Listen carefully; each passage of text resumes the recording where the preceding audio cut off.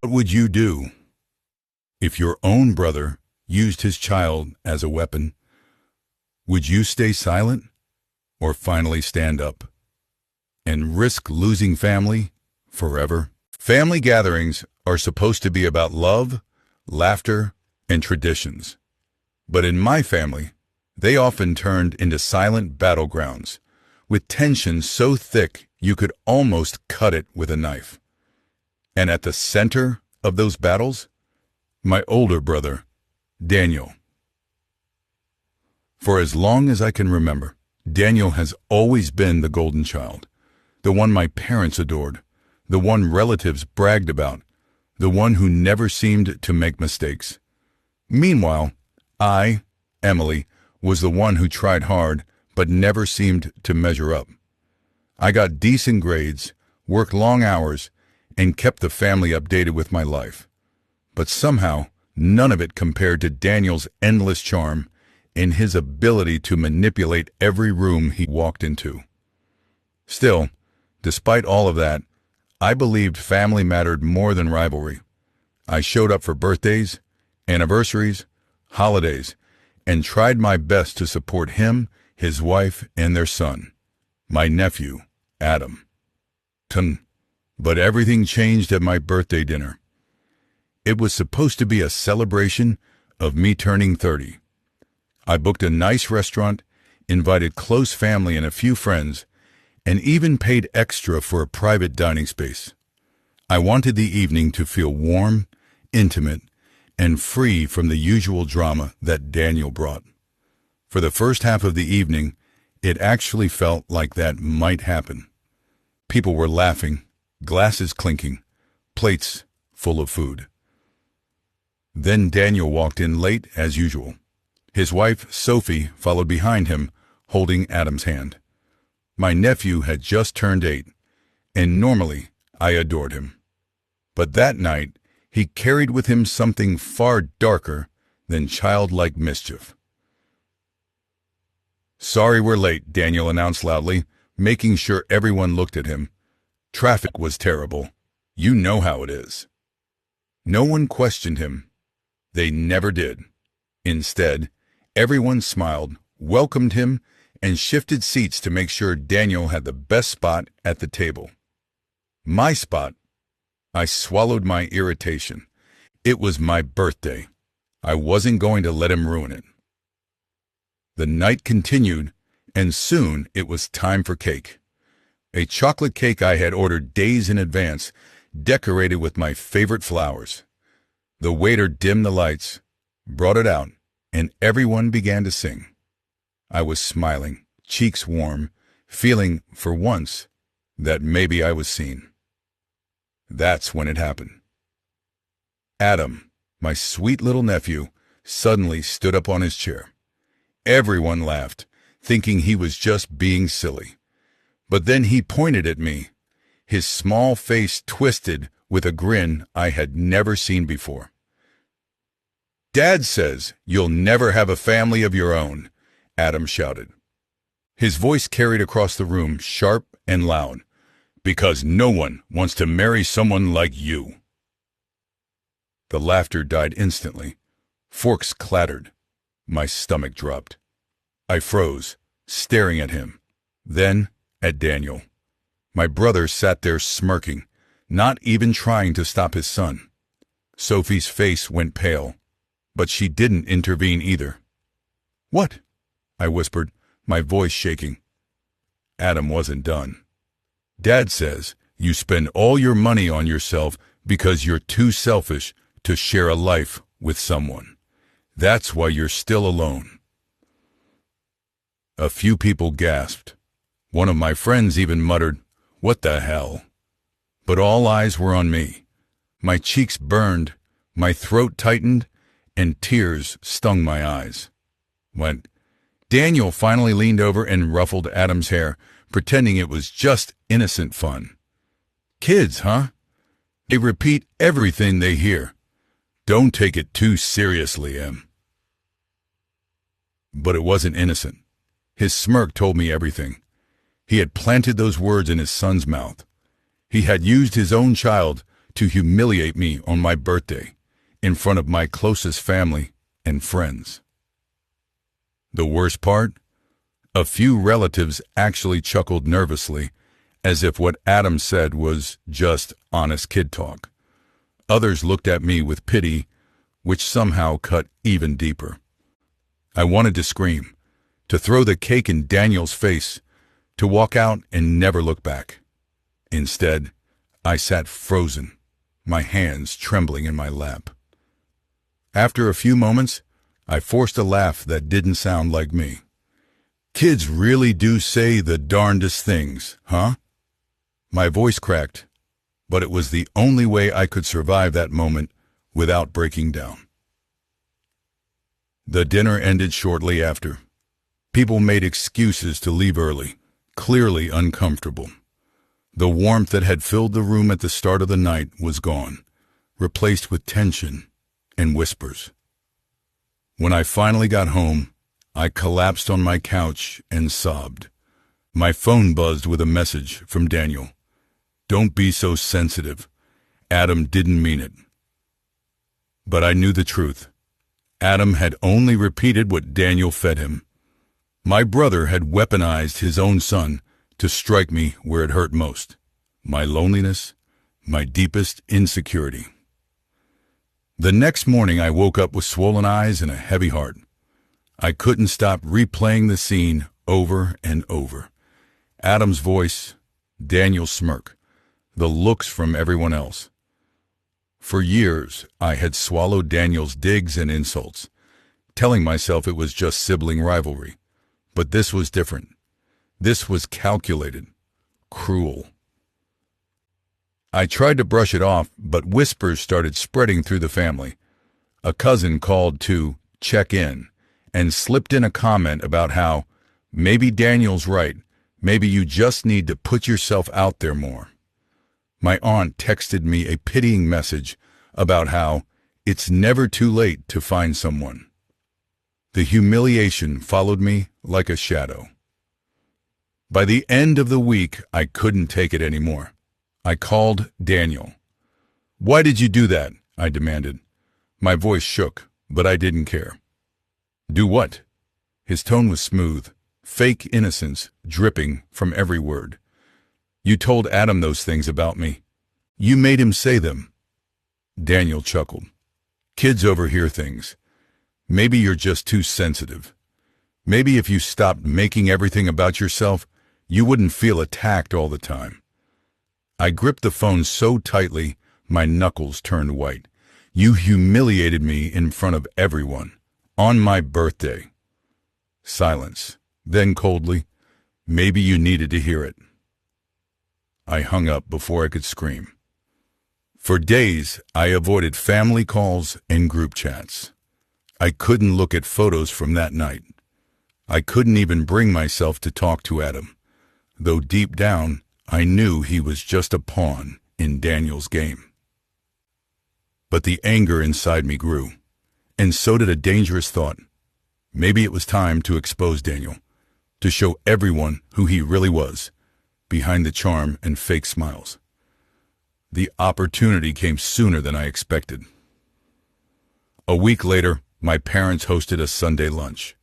Normally, I would have skipped it to avoid more humiliation, but something inside me snapped. I wasn't going to keep hiding. I was going to confront Daniel, no matter how messy it got. Then I walked into my parents' house, my heart pounding. Daniel was already there, sitting comfortably in the living room, laughing with relatives like nothing had happened. Sophie sat quietly beside him, her eyes flickering with something. Guilt, maybe? Adam was playing with his toys on the carpet, looking innocent as ever. When Daniel saw me, his smile widened. Well, well, if it isn't the birthday girl. Something inside me hardened. I wasn't going to let him win again. I sat down across from him, my hands trembling under the table. My family buzzed around us, but all I could see was Daniel. I opened my mouth to speak, but before I could, Adam piped up again. Daddy, is Aunt Emily still sad because no one wants her? The room fell silent. Daniel didn't even flinch. He just sipped his drink, as if he hadn't orchestrated the whole thing. Oh, this time, I wasn't going to stay silent. When I walked away from my brother's house that night, my chest felt like it was caving in. I kept hearing my nephew's little voice, repeating the cruel words my brother had put in his mouth. I kept seeing my brother's smirk, as if humiliating me in front of his child was a victory. Ninhunt. The silence in my car was heavy. I didn't turn on the radio. I didn't call anyone. I just drove aimlessly until I finally pulled over into an empty parking lot and let myself cry. I hadn't cried like that in years. My own brother, my flesh and blood, had used his son as a weapon to break me down. Over the following days, I couldn't shake the humiliation. At work, I was distracted. At home, I replayed every word in my head. Even when I tried to sleep, I'd hear my nephew's voice echoing, "Uncle is a failure. Dad said so." It wasn't just about being insulted. It was the betrayal. My brother knew all my insecurities.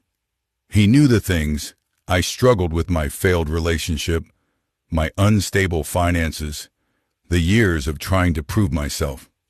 And instead of lifting me up, he had handed those insecurities to his child like weapons.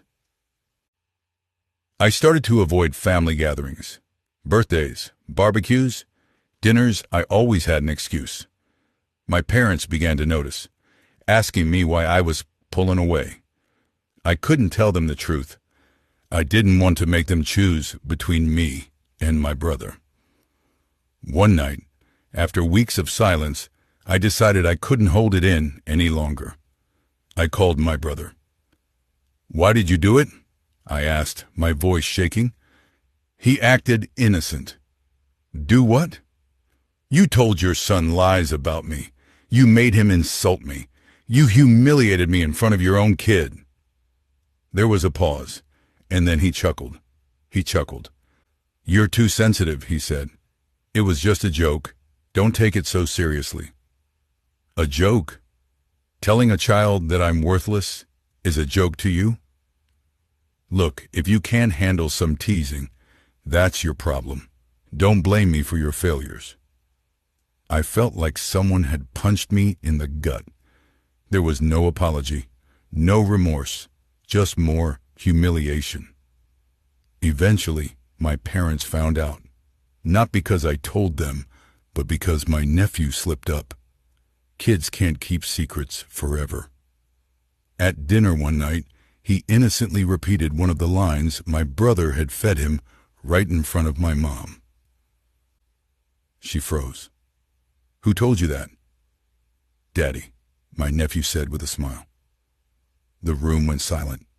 My dad put down his fork. My mom looked between me and my brother. That's when the real cracks in our family started to show. My mom scolded my brother, saying, "How could you teach your son to disrespect his uncle like that?" But my brother brushed it off, repeating the same excuse. "It's just a joke. You all need to lighten up." I didn't argue. I just got up and left again. Weeks turned into months. Family events became war zones. My parents would try to get us in the same room, but it always ended in tension.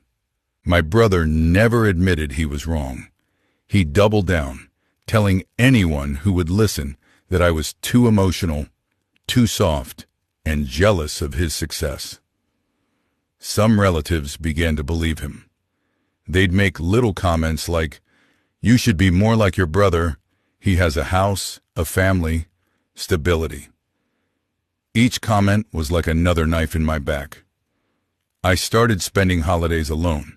Christmas, Thanksgiving, even my own birthday. I'd make excuses, work, travel, anything to avoid the humiliation of sitting across from my brother while he pretended nothing had happened. The final straw came a year later. I had just started turning my life around, a new job, new apartment, even a healthier routine. For once, I felt like I was standing on my own feet. Then came my nephew's birthday. Against my better judgment, I went. I wanted to show my face, to prove I wasn't hiding anymore. At first, everything was fine. Kids ran around. Parents chatted. Cake was being cut. I thought, maybe this will be okay. But then my brother made a toast. He stood up, glass in hand, and with a big grin he said, "Let's all thank Uncle for coming. I mean, it's not every day you see him out of his cave. Maybe he'll finally find a girlfriend this year, but don't hold your breath." The room laughed. My nephew laughed the loudest, because he had learned from his father that laughing at me was normal. I froze. My heart pounded in my chest. Every insecurity I had fought to overcome came rushing back in one cruel sentence. And that's when I snapped. I stood up. My hands were shaking, but my voice came out clear. "You think this is funny?" I said, staring right at my brother. The room went silent. "You've been using your son to humiliate me for years. You've turned him into a weapon. And for what? To make yourself feel bigger, stronger, better? Congratulations. You broke me. You made me feel like nothing.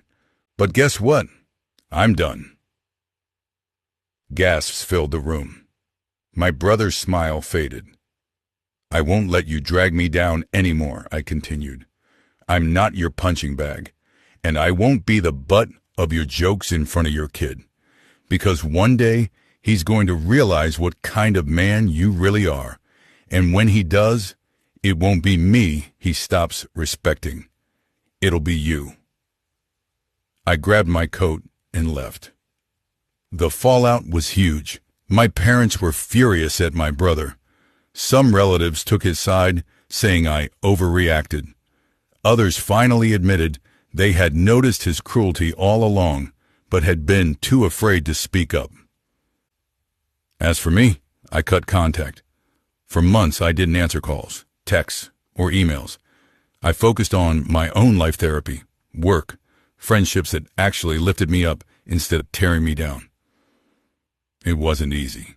The loneliness was brutal, but slowly I started to heal. Then, one day, I got a message. Not from my brother, but from my nephew. He was older now, old enough to understand things better. "Uncle," he wrote, "I'm sorry for the things I said when I was younger. I didn't know better. Dad told me to say those things, and I thought it was funny. But now I realize it hurt you. I want you to know I love you."